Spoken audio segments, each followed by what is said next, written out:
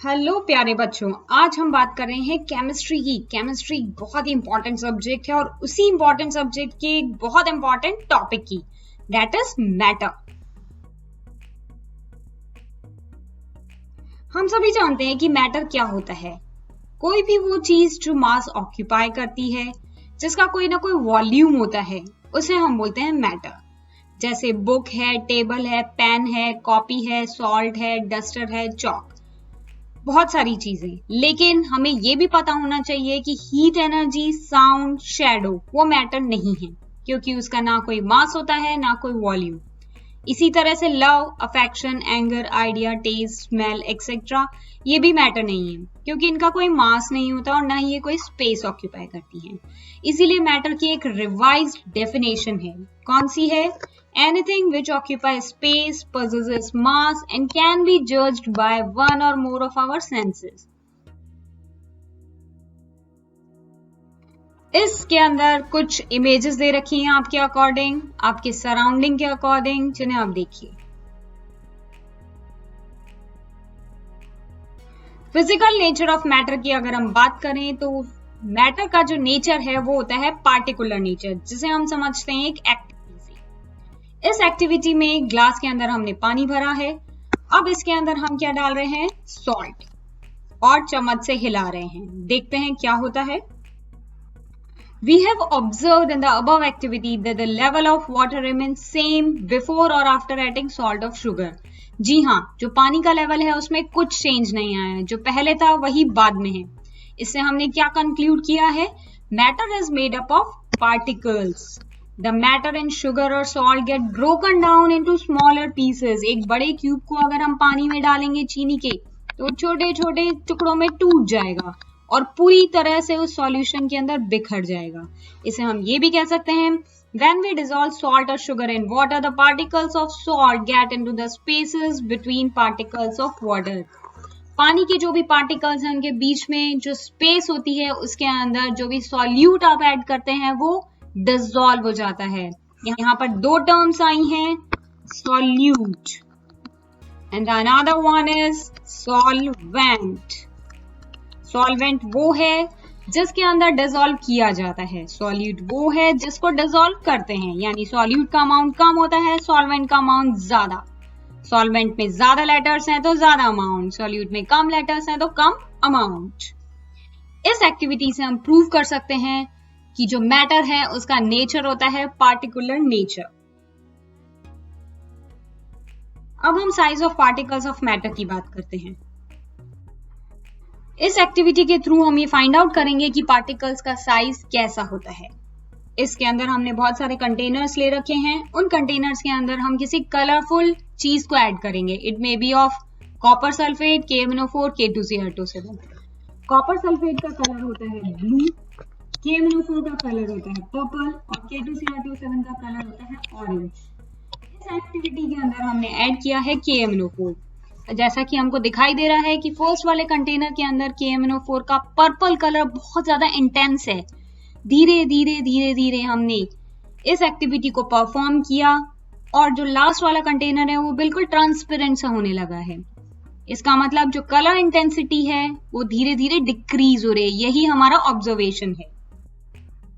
The color intensity decreases from first to last beaker during dilution. What do you mean by dilution? Dilution means addition of water. पानी को हम जैसे जैसे add करते जाते हैं, जो कलर की इंटेंसिटी है वो धीरे धीरे डिक्रीज होती जाती है। क्यों होता है ऐसा, वो हम देखते हैं।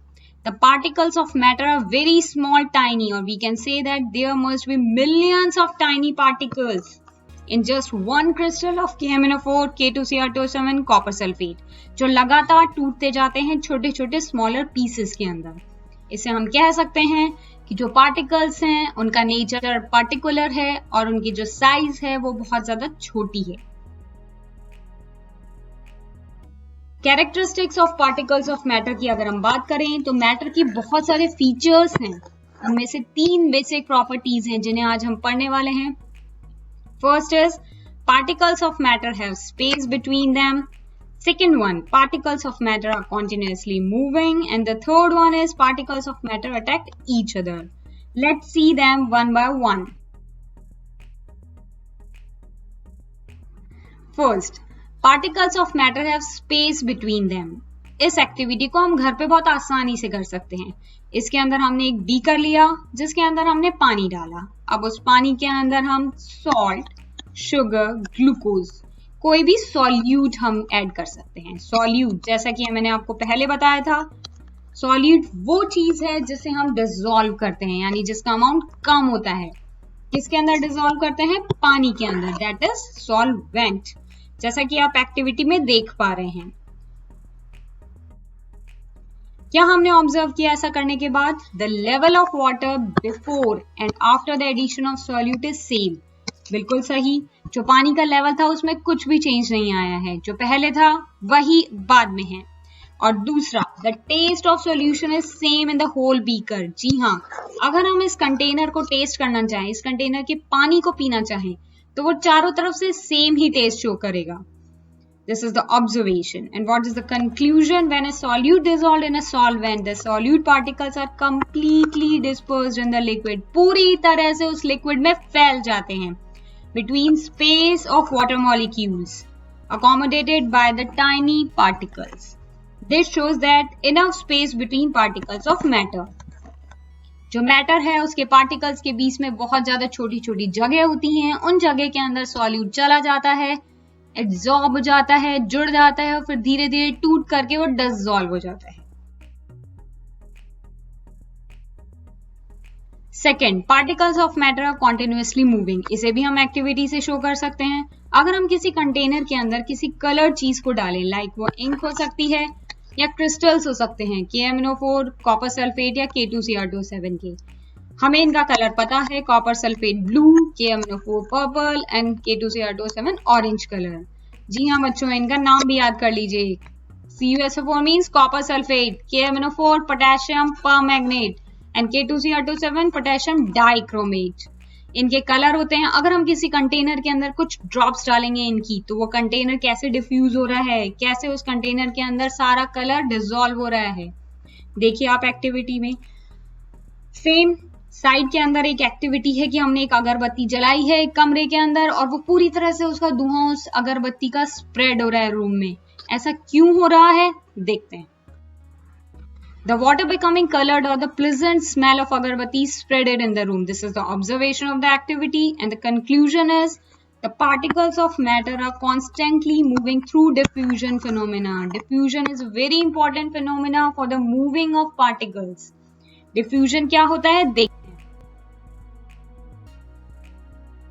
Diffusion is the movement of a substance from an area of higher concentration to an area of lower concentration. Concentration means amount of a substance. Amount, जहां पर अमाउंट ज्यादा है वहां से हमेशा अमाउंट कम की तरफ पार्टिकल्स का मूवमेंट होता है। किन में होता है ये डिफ्यूजन? फ्लूइड्स के अंदर। फ्लूइड्स जिनमें फ्लो करने की टेंडेंसी होती है, फ्लो करने की टेंडेंसी होती है लिक्विड्स और गैसेस के अंदर, क्योंकि इनके पार्टिकल्स रेंडमली मूव करते हैं। Diffusion is an important phenomena for living things, और इन्हीं वजह से सेल्स के अंदर मूवमेंट इन और आउट होता है, जैसा कि हम एक्टिविटी में देख पा रहे हैं। फर्स्ट वाली एक्टिविटी में गैसेस के पार्टिकल्स के अंदर डिफ्यूजन दिखाया गया है और सेकेंड वाली एक्टिविटी में लिक्विड्स के अंदर डिफ्यूजन दिखाया गया है। डिफ्यूजन का मतलब समझ में आ गया? Movement of a substance from high concentration to a low concentration. This is occurred in fluids like liquids and gas. Diffusion को कुछ फिनोमेना अफेक्ट करते हैं। First phenomena is temperature. देखिए इस एक्टिविटी में 3 कंटेनर्स हैं, पहले में नॉर्मल पानी है, फिर cold water and hot water है। अगर हम नॉर्मल पानी के अंदर इंक डालेंगे या कोई कलर सब्सटेंस डालेंगे तो वो स्प्रेड हो रहा है नॉर्मल रेंज में। कोल्ड वाटर के अंदर धीरे धीरे धीरे धीरे स्प्रेड हो रहा है और हॉट वाटर के अंदर तुरंत गति से वो स्प्रेड हो रहा है। इसका मतलब जब टेम्परेचर बढ़ता है तो डिफ्यूजन डेफिनेटली बढ़ता है। क्यों? Because kinetic energy of particle increases. इसका मतलब temperature is directly proportional to diffusion. यही रीजन है कि जब गर्म खाना बनता है किचन के अंदर तो उसकी खुशबू दूर दूर तक स्प्रेड हो जाती है, दूर दूर तक फैल जाती है और हम उसकी तरफ खिंचे चले आते हैं। इसका मतलब lower temperature decrease the energy of the molecules, thus decrease the rate of diffusion. The another factor is solvent density. Density means how the denser is the solvent.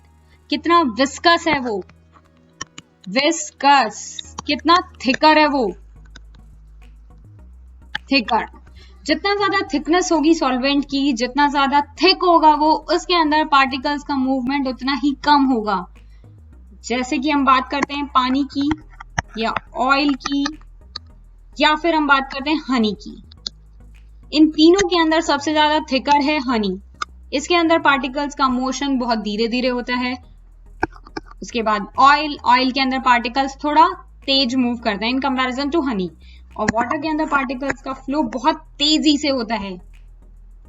Right, H2O, oil और हनी, इन तीनों के अंदर सबसे ज्यादा viscous है हनी. तो हनी के अंदर पार्टिकल्स बहुत धीरे मूव करेंगे. उसके बाद ऑयल के अंदर मूव करेंगे तेज गति से और पानी के अंदर बहुत तेज गति से. इसका मतलब as the density of a solvent increases the rate of diffusion decreases. तो डिफ्यूजन की वजह से पार्टिकल्स क्या होते हैं, कॉन्स्टेंटली मूव करते हैं. अब हम थर्ड फिनोमेना की बात करते हैं, particles of matter attract each other. इसे हम एक एक्टिविटी से देखते हैं. हमने एक चौक का टुकड़ा लिया, एक आयरन नेल लिया, इन दोनों को हम हैमर से बीट करते हैं. तो देखते हैं क्या होता है. Chalk is broken into pieces while iron nail not. जी हाँ, बिल्कुल पता है हमें, चौक के पार्टिकल्स इजीली टूट जाते हैं जबकि आयरन नेल नहीं टूटती है. इसका मतलब कोई ना कोई एक बाइंडिंग फोर्स उनके बीच में होगा जिसकी वजह से वो जुड़े हुए हैं. इससे हमने क्या कंक्लूड किया है, particles of matter have certain force of attraction between them. This keeps them together. This force of attraction is known as intermolecular force or cohesive force.